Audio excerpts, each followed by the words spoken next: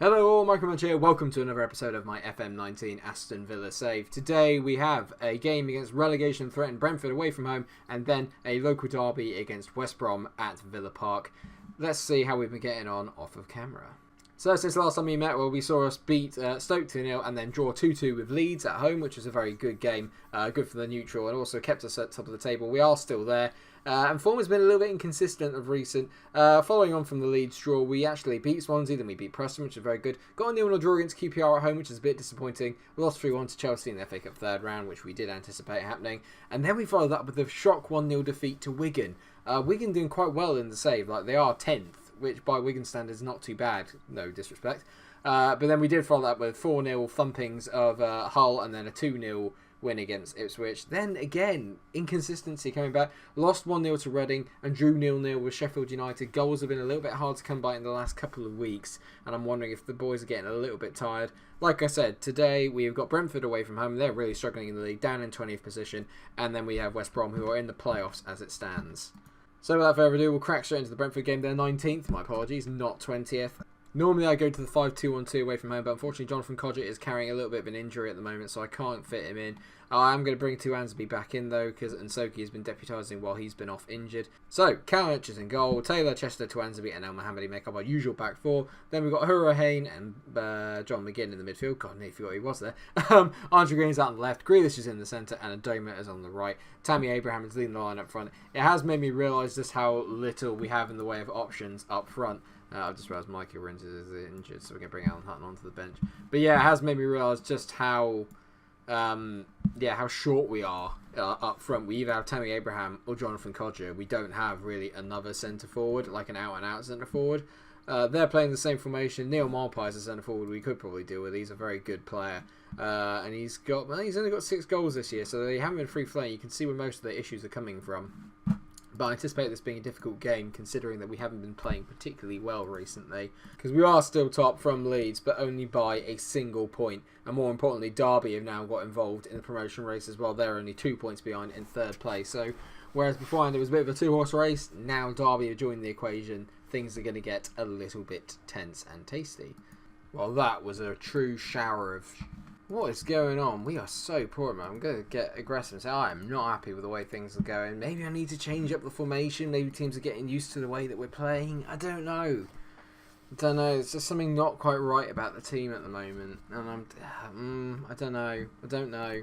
It's a risk, I know, but we're going to go to the 5-2-1-2. On comes Nsoki and Jonathan Codgett. Off go Andre Green, Albert Adoma. The wingers have done absolutely nothing in this game to warrant staying on. They both played particularly poorly. I'm hoping that Grealish can link up with Abraham and Codgett and we can do something. And there is finally a highlight, which is a good start. And they've got a lot of space over on that right-hand side. Janvier. That's a great block, though. Oh, come on. Jack, you could have got to that, mate. Makotjo. Out to Henry.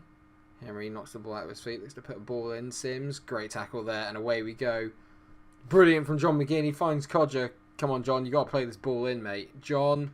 Decent. Abraham. Bang! Yes! Come on. 1-0 to the Villa. Tammy Abraham's 8th goal of the season. He connects with Jonathan Codgett again. That front three. The front three pronged attack is doing the business when we change it. I just need to make sure that I can keep John fit. Or I need to try and maybe loan in another striker. I think there's still time in the window. I don't know. I had a look in January, but there was no one we could really afford.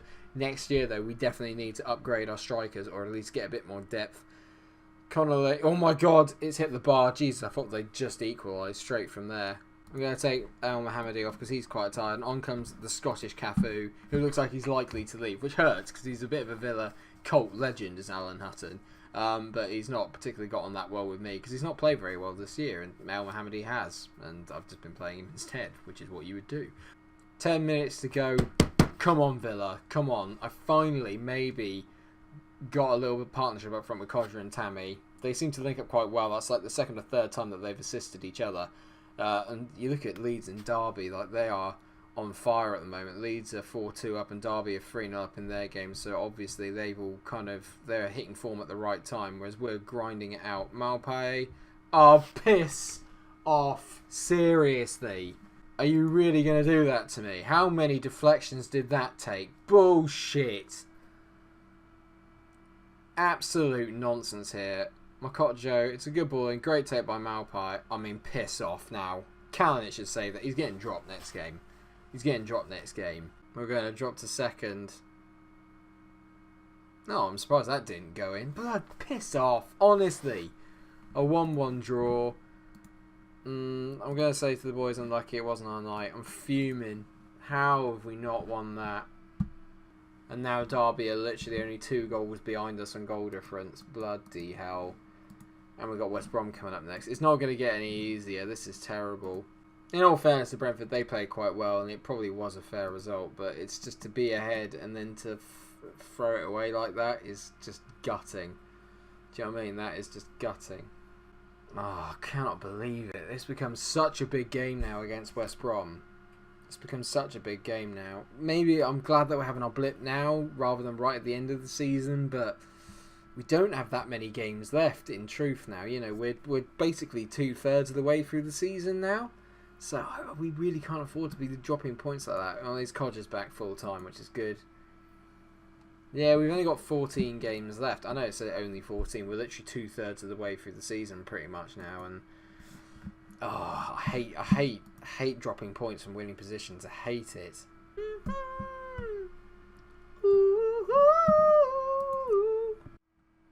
God, we need a win here. It's a derby game against West Brom. If you can't get up for this, lads, you're never going to be able to get up for anything. We beat them last time we played them in a very tight 1-0.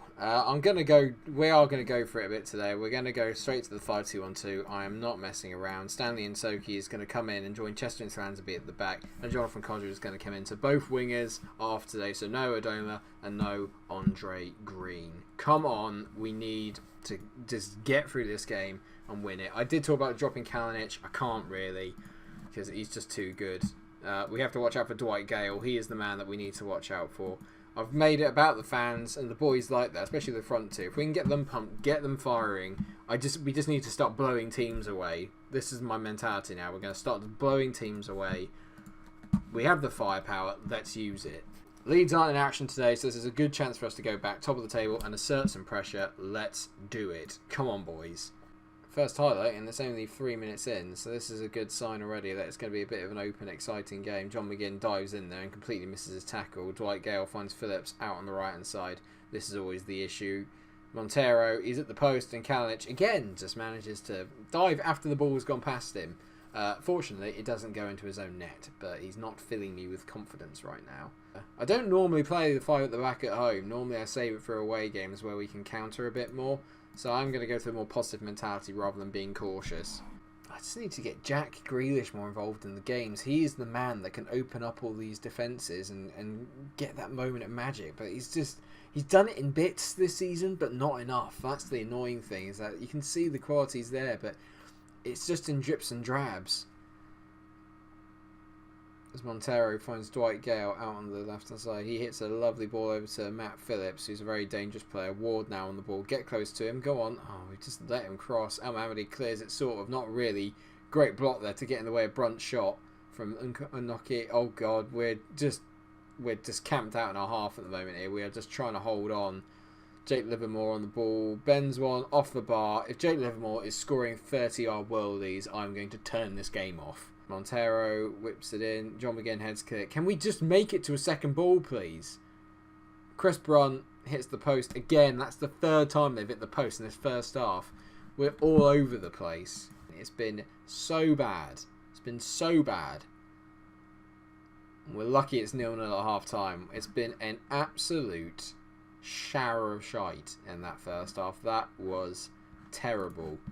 I'm going to get aggressive again here. Come on, boy. I'm far from pleased. What is going on? And we are going to mix it up now because this formation is not working. And Soki, good as he's been, he's going to come off. Albert Doma comes on.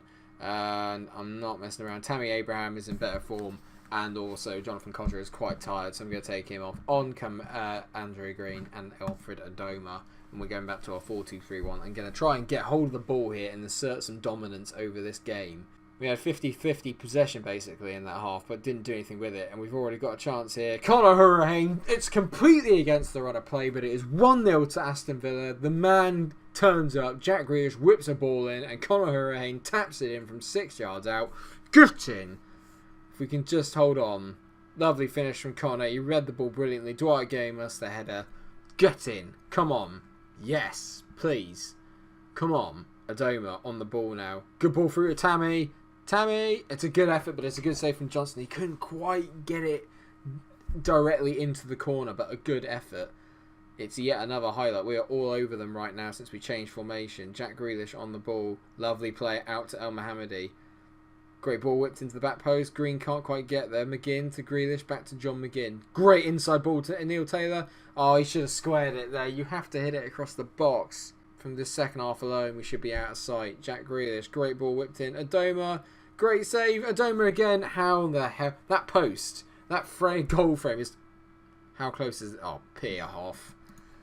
That goal frame in this game has taken an absolute hammering. El Mohammadi into it again. We are all over them. El Mohammadi whips it in. Andre Green makes it 2. And the way we've come out in the second half, you'd like to think that that is game over. Get in, Villa. Come on. I completely skipped the replay. I didn't mean to. And it's, yeah, another highlight. There's so many in this second half. It's unreal.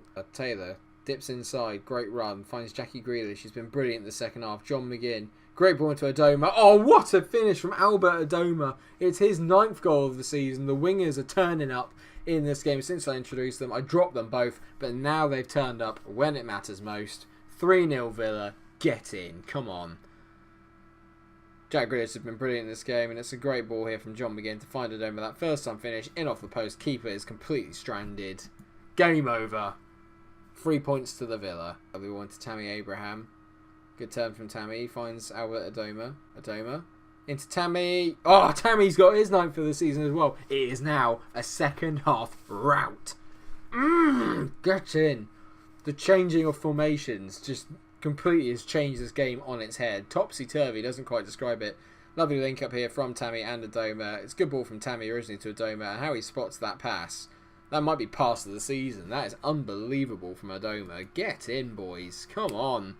Henry Lansbury has come on for Conor Hurain, who's had yet another outstanding game for us today, playing at an 8. Every player today has had an absolute blinder, apart from Johnny Codger when we took him off. But like I said, he wasn't 100% fit, so I don't blame him in the slightest for any of that first half performance. But there's good here. It's good. It shows that we have a lot of character in the side. We've turned it around. We've come back, and we've sent out an emphatic statement that we are not going anywhere in this promotion or title race. We are here to stay. El Mohammadi, great throw into Jack Grealish. There's still 8 minutes left. Can we make it 5? It'll be 2. Oh, it is 5. Andre Green with his 8th for the season. We're getting goals from absolutely everywhere. And the most important thing about this is that we have beaten Birmingham 5-0. And it looks like we're going to beat West Brom 5-0. So we have absolutely spanked our 2 biggest rivals at home in the league this season. What a finish from Andre Green. I absolutely adore that finish. Villa played superbly after half-time. We certainly did. That rocket up the arse really, really helped. A magical performance. I can passionately say I'm very happy with the result and the way you played. That second half was Villa. That was my Villa. I enjoyed that. Get in. Classy Green on form for Aston Villa. He's going to get a shared load of praise. Yeah, boy. That leaves us back top of the pile, equal. Bloody hell. That leaves us back top of the pile, equal on points with Derby. Leeds have a game in hand, are only 2 points behind, but there's a bit of a gap back to Hull. 12 points for us on the gap back to Hull. So I think it is now a 3-way shootout for the title. So not long until we see each other again. Only 1 game actually. We're going to go past the Stoke game, and then like I said, we'll have the Derby and then the Second City Derby again. Basically, it's a repeat, and let's hope for some repeat results because they're pretty good last time. Thank you so much for watching the episode. I hope you have enjoyed it. If you have, then please do like, share, and subscribe. Make sure that you leave comments and let me know how you're enjoying the save. I'm personally loving it.